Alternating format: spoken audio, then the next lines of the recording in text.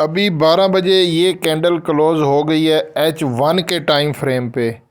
और ये देखें, ये इनगल्फिंग कैंडल है, मतलब ग्रीन कैंडल को रेड कैंडल ने पूरा इनगल्फ किया। और इनगल्फिंग कैंडल के बाद अगर अगली कैंडल रेड क्लोज हो तो ये एक रिवर्सल साइन होता है।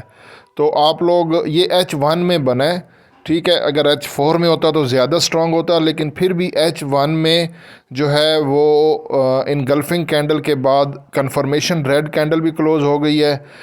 तो आप लोग जो है ना यहाँ से सेल कर सकते हैं। और स्टॉप लॉस आप लोगों ने रखना है 1943, ठीक है। 1936 के राउंड अबाउट सेल करें। और अगर मार्केट दोबारा ऊपर अगर निकल जाती है, देखें मैं मतलब बार बार वीडियो अपलोड नहीं कर सकता हूँ, यहाँ से एक सेल की ट्रेड पुट करें 1936.7 के आसपास और उसका स्टॉप लॉस रख दें 1943 और एक पेंडिंग ऑर्डर लगा दें 1941.00, वो भी सेल का, और उसका स्टॉप लॉस भी रखें 1943।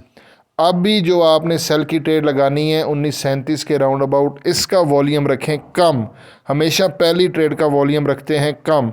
अगर तो ये प्रॉफिट में आ गई तो वेल एंड गुड, आप अपना स्टॉप लॉस एंट्री पॉइंट पे ले आएँ जब मार्केट 1932-30 पे हो।